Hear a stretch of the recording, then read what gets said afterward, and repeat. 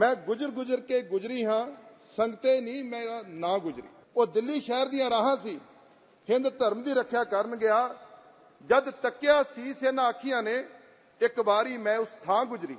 जब उनका शीस धड़ से लागू हुआ, शीसगंज गुरुद्वारा और काबगंज गुरुद्वारा जहां उनका संस्कार हुआ, बोले मैं उस समय भी गुजर गई। मेरे बड़े पोतियां चमकौर की जंग में साहिबजादा अजीत सिंह, साहिबजादा जुझार सिंह लड़दे शहीदियां पा दित्तियां, दो बूंदा वो प्यासे लड़ते शहीद हुए, दो बूंदा पानी ना दित्तियां। वो इतनी प्यास में भी लड़ते शहीद हो गए चमकौर की गली में, लेकिन पानी तक भी नसीब नहीं हुआ। मैं ठंडे बुरज विच पोतियां नूं सारी रात समझाउंदी रही, बाबा जोरावर सिंह, बाबा फतेह सिंह, कदे जुल्म अगे झुकियो ना।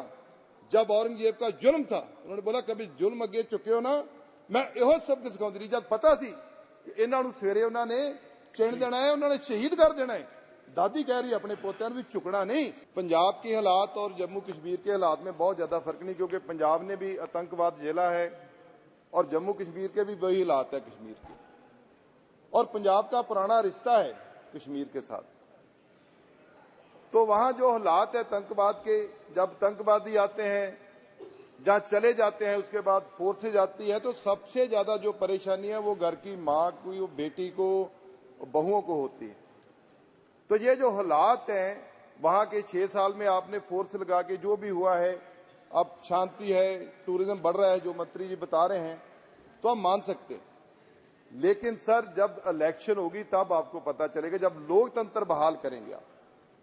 कल सुप्रीम कोर्ट का भी फैसला आया चीफ जस्टिस का कि सितंबर 2024 तक आप इलेक्शन करवाइए, क्योंकि जो रिजर्वेशन आप कर रहे हैं, reservation for women in legislative assembly, reservation for women in schedule caste and tribes, factor duration and rotation, sir ये तब हो पाएंगे जब इलेक्शन होगी। जो आपकी बात है ये 2026 के बाद होगी, क्योंकि डिलिमिटेशन 2026 से पहले नहीं हो सकती, सेंसस होना है, उसके बाद होना है।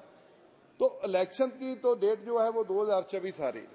तो हमारा मानना है कि यदि उनको रिजर्वेशन देनी है तो आपको पहले भी उनका ध्यान रखना चाहिए। हम लोग तो अब कानून पास कर रहे हैं, लेकिन गुरु नानक देव जी ने हमें पहले ही हमारी बानी में शिक्षा दे रखी है, सो को मंदा आखिए जित जमे रजान। और गुरु तेग बहादुर जी हिंद की चादर, उनकी पत्नी माता गुजर कौर जी की मैं एक कविता आपको सिर्फ बयां करना चाहता हूं, जिसमें सारा इतिहास जो रिजर्वेशन का है, जो पीड़ा सहन होती है उसका उसी में है। संगते नहीं मेरा ना गुजरी, मैं गोबिंद सिंह की मां गुजरी। मैं गोबिंद सिंह की मां गुजर बोलती, मैं गुजर गुजर के गुजरी हाँ, संगते नहीं मेरा ना गुजरी।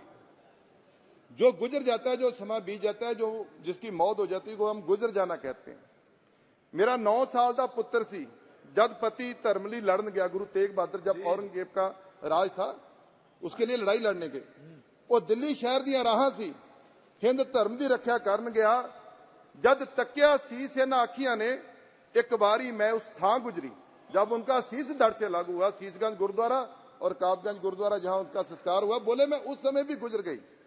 फिर बोले मेरे बड़े पोतियां चमकौर की जंग में साहिबजादा अजीत सिंह, साहिबजादा जुझार सिंह लड़दे शहीदियां पा दित्तियां, दो बूंदा वो प्यासे लड़ते शहीद हुए, दो बूंदा पानी ना दित्तियां। वो इतनी प्यास में भी लड़ते शहीद हो गए चमकौर की गली में, लेकिन पानी तक भी नसीब नहीं हुआ। जो कदे ना मुड़ के आनी सी, वो घर में ऐसी छां गुजरी कि वो ऐसा परछावां था, जो बच्चे घर से चले गए वो दोबारा नहीं आने, तब भी मैं गुजर गई। फिर वो कहते हैं जब अभी शहीदों का फतेहगढ़ साहब में मनाया जा रहा है, इस समय उनको शहीद किया गया था, मैं ठंडे बुरज विच पोतियां नूं सारी रात समझाउंदी रही, बाबा जोरावर सिंह, बाबा फतेह सिंह जी ने, कदे जुल्म अगे झुकियो ना। जब औरंगजेब का जुल्म था, उन्होंने बोला कभी जुल्म अगे झुकियो ना। मैं इहो सबक सिखाउंदी रही, जब पता सी कि इन्हां नूं सवेरे उन्होंने चिण देना है, उन्होंने शहीद कर देना है। दादी कह रही अपने पोतियां नूं भी झुकना नहीं।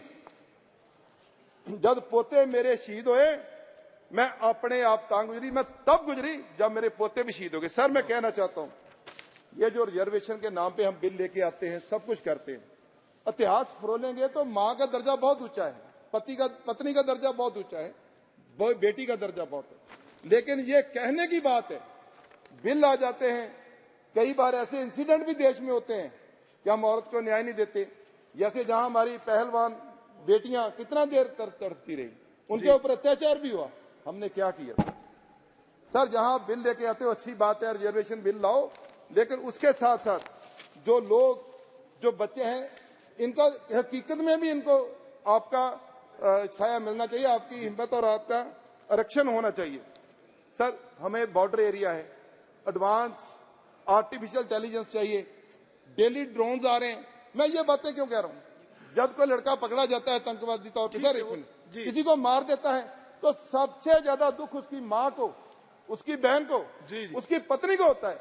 तो यदि आर्टिफिशियल इंटेलिजेंस नहीं आएगी, जो ड्रोन आ रहे हैं, जो ड्रग्स आ रहे हैं, जो वो पाकिस्तान तो हमारा दुश्मन है, उसने तो सब कुछ सर करना है। एक मिनट सर, इसके साथ साथ मैं ये कहना चाहता हूं, जमीन की हकीकत से जो जुड़ी हुई चीज है उसको भी हमें समझना चाहिए, ताकि जो पाकिस्तान है वो तो सब कुछ करेगा। अब पीओके को हम कहते हैं कि अपने साथ मिलाना है, नहीं मिलाना, कब मिलेगा वो अलग बात है, लेकिन उससे पहले हमें अपने घर को सुरक्षित करना चाहिए, ताकि जो आरक्षण बिल आप लेके आ रहे हो वो माँ बहन को, उनका घर भी तो सुरक्षित होना चाहिए।